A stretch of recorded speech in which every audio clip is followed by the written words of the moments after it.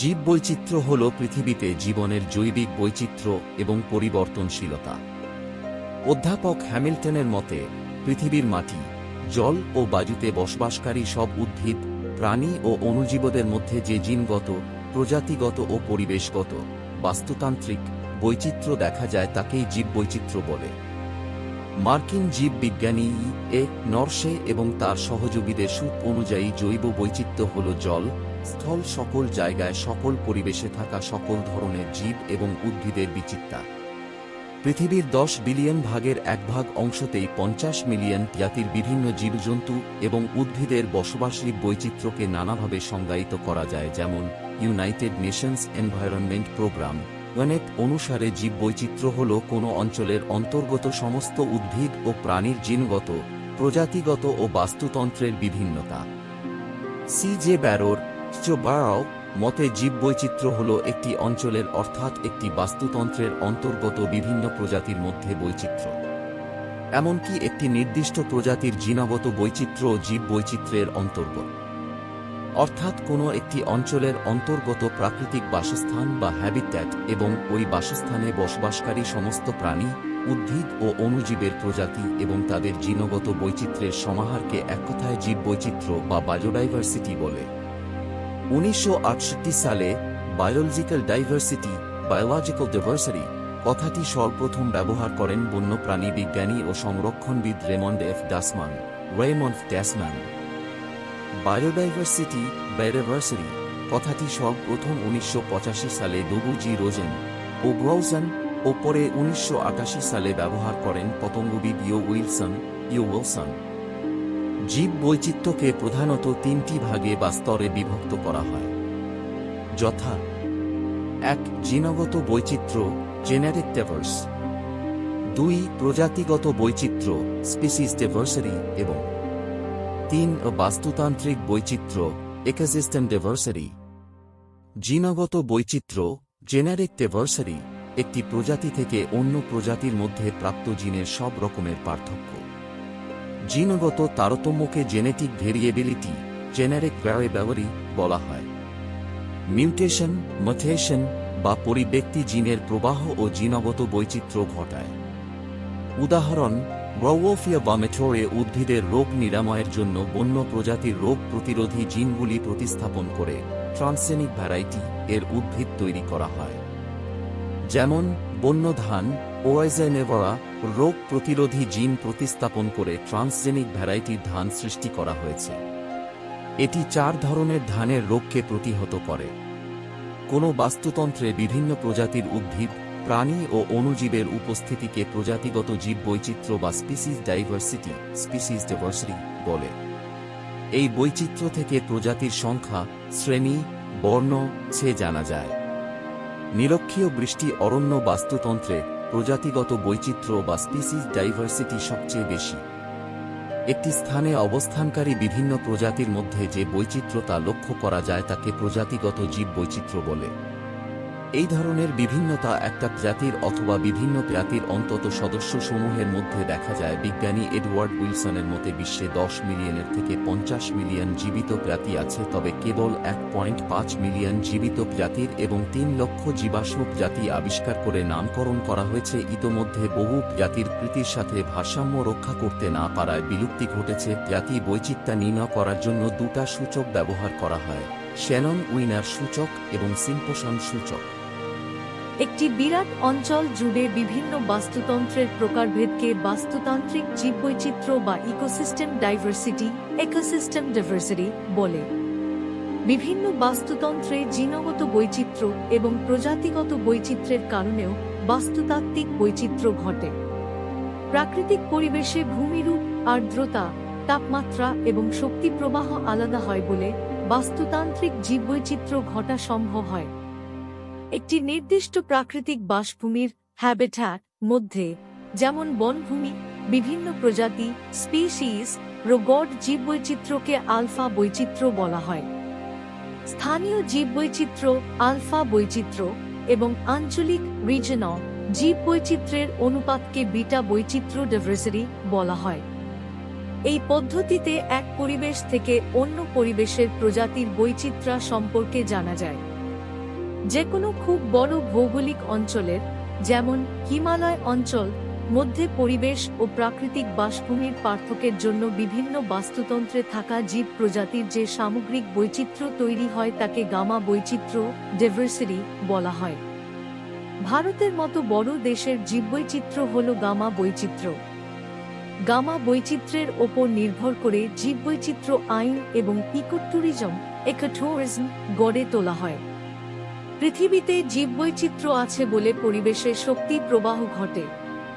খাদ্য সম্পর্কের ভিত্তিতে প্রাণী ও কীটপতঙ্গ বেঁচে থাকে। বাস্তুতন্ত্র গতিশীল, ডাইনামিক ও কার্যকর হয়। পরিবেশ রক্ষা ও দুর্যোগ নিবারণের ক্ষেত্রে জীববৈচিত্র্যের কার্যকর প্রভাব আছে, যেমন ম্যানগ্রোভ অরণ্য ক্রান্তীয় ঘূর্ণিঝড় ও সুনামির প্রভাব থেকে উপকূল অঞ্চলকে অনেকটাই রক্ষা করতে পারে। সাংস্কৃতিক মূল্যবোধ রক্ষা করা, দূষণ নিয়ন্ত্রণ করা, আধ্যাত্মিক ও নান্দনিক মূল্যবোধ তৈরি করা প্রভৃতি ক্ষেত্রেও জীববৈচিত্র্য বিশেষ ভূমিকা পালন করে। জীববৈচিত্র্যের অর্থনৈতিক উপযোগিতা আছে। জীববৈচিত্র্য আছে বলে মানুষ খাদ্যের যোগান পায়, শিল্পের কাঁচামাল পায়, বিনোদন ও পর্যটন শিল্প গড়ে তুলতে পারে। ওষুধ প্রস্তুত করার জন্য ভেষজ কাঁচামালের যোগান জীববৈচিত্র্যই সুনিশ্চিত করে। জীববৈচিত্র্য নানা কারণে বিনষ্ট হয়, যেমন ১. জলবায়ু পরিবর্তনের জন্য, ২. ভূমিকম্প, উল্কাপাত, অগ্ন্যুৎপাত, সুনামি, দাবানল, খরা, বন্যা প্রভৃতি প্রাকৃতিক দুর্যোগে, ৩. অধিক রাসায়নিক সার ও কীটনাশক ব্যবহারের জন্য, ৪. রাস্তা, রেল লাইন, ব্রিজ, বাঁধ, জলাধার, খাল নির্মাণ, খনি, অরণ্য নিধন, কৃষিজমির সম্প্রসারণ, নগরায়ন ও শিল্পায়নের জন্য, ৫. পরিবেশ দূষণের জন্য, ৬. জীবগোষ্ঠীর প্রাকৃতিক বাসভূমি বা স্বাভাবিক বাসস্থান হ্যাবিট্যাট বিনষ্ট হওয়ার জন্য ও অতিরিক্ত শিকার করার জন্য, ৭. বিদেশ বা অন্য কোনো জায়গা থেকে আসা আগন্তুক জীব প্রজাতির আগ্রাসনের কারণে। উল্লেখ্য যে কচুরিপানা, ওয়াটার হেসেন্ট, ল্যান্টানা, লেন্টানা, ইউক্যালিপটাস প্রভৃতি বিদেশি উদ্ভিদ প্রজাতির মধ্যে আগ্রাসী বৈশিষ্ট্য আছে। এরা স্থানীয় উদ্ভিদ প্রজাতিকে নষ্ট করে। আন্তর্জাতিক প্রকৃতি সংরক্ষণ সংস্থা international union for the conservation nature ESN বিপন্ন বা লুপ্তপ্রায় জীব প্রজাতির একটি বিশদ তালিকা প্রকাশ করে। এটি রেড ডাটা বুক নামে পরিচিত। ভারতে রেড ডাটা বুক এর নিয়ম অনুযায়ী জুলজিক্যাল সার্ভে অফ ইন্ডিয়া এবং বটানিক্যাল সার্ভে অফ ইন্ডিয়া প্রকাশ করে। ইএসএন রেড লিস্ট অনুসারে বর্তমানে প্রায় ১,৪২,৫০০টি প্রজাতি বিপন্ন বলা হয়েছে। অবলুপ্তির প্রকার ও গুরুত্বের সাপেক্ষে এদের ৯ ভাগে ভাগ করা হয়েছে, যথা: ১. লুপ্ত, এক্সটিংক্টস; ২. বন্য পরিবেশে লুপ্ত, এক্সটিংক্ট ইন দ্য ওয়ার্ল্ড, সংকেত ও; ৩. চরম বিপন্ন, ক্রিটিক্যালি এন্ডেঞ্জার্ড, সংকেত খ যে; ৪. বিপন্ন, এন্ডেঞ্জার্ড, সংকেত অন; ৫. বিপদাপন্ন, vulnerable, সংকেত গজ; ৬. বিপদের স্বল্প লক্ষণ, নিয়ার থ্রেটেন্ড, সংকেত ন; ৭. অনুদ্বিগ্ন প্রজাতি, লিস্ট কনসার্ন, সংকেত ওক; ৮. স্বল্প জ্ঞাত, ডেটা ডেফিসিয়েন্ট, সংকেত ন; ৯. অনির্ধারিত বা অমূল্যায়িত, নট এভালুয়েটেড, সংকেত নি। যে তালিকায় অবিলুপ্তির বিপদ থেকে মুক্ত জীব প্রজাতিসমূহের উল্লেখ থাকে তাকে green data book, green data books বলে। ব্ল্যাক ডাটা বুক কাকে বলে? যে তালিকায় ক্ষতিকর বা হানিকর জীব প্রজাতিসমূহের উল্লেখ থাকে তাকে black data book, black data book বলে। Biodiversity or biological diversity is the variety and variability of life on Earth. Biodiversity is a measure of variation at the genetic variability, species diversity, and ecosystem diversity level. 1. Biodiversity is not distributed evenly on Earth. It is usually greater in the tropics as a result of the warm climate and high primary productivity in the region near the equator. Tropical forest ecosystems cover less than 10% of Earth's surface and contain about 90% of the world's species. Marine biodiversity is usually higher along coasts in the western Pacific, where sea surface temperature is highest, and in the mid-latitudinal band in all oceans. There are latitudinal gradients in species diversity. Biodiversity generally tends to cluster in hotspots, and has been increasing through time, but will be likely to slow in the future as a primary result of deforestation. It encompasses the evolutionary, ecological, and cultural processes that sustain life, too. More than 99.9% of all species that ever lived on Earth, amounting to over 5 billion species, are estimated to be extinct. Estimates on the number of Earth's current species range from 10 million to 14 million, of which about 1.2 million have been documented and over 86% have not yet been described.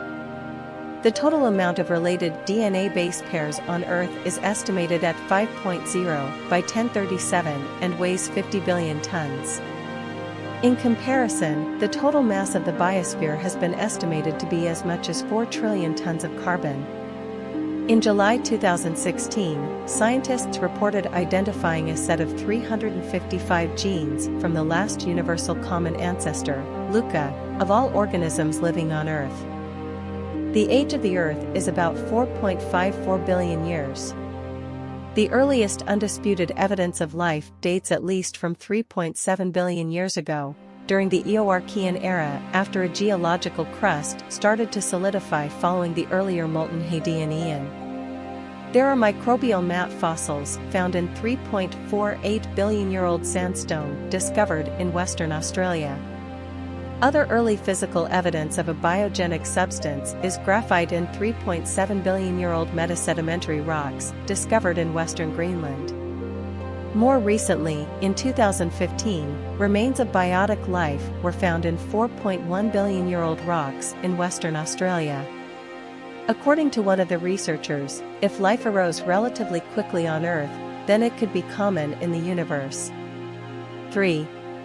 Since life began on Earth, 5 major mass extinctions and several minor events have led to large and sudden drops in biodiversity. The Phanerozoic Aeon, the last 540 million years, marked a rapid growth in biodiversity via the Cambrian explosion, a period during which the majority of multicellular phyla first appeared. The next 400 million years included repeated, massive biodiversity losses, classified as mass extinction events. In the Carboniferous, rainforest collapse led to a great loss of plant and animal life. The Permian, Triassic extinction event, 251 million years ago, was the worst. Vertebrate recovery took 30 million years.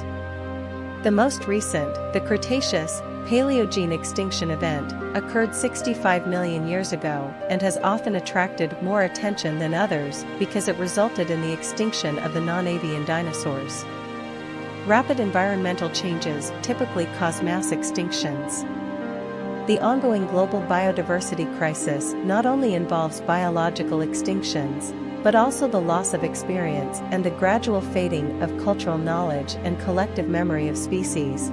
4. The period since the emergence of humans has displayed an ongoing biodiversity reduction and an accompanying loss of genetic diversity named the Holocene extinction, and often referred to as the sixth mass extinction. The reduction is caused primarily by human impacts, particularly habitat destruction.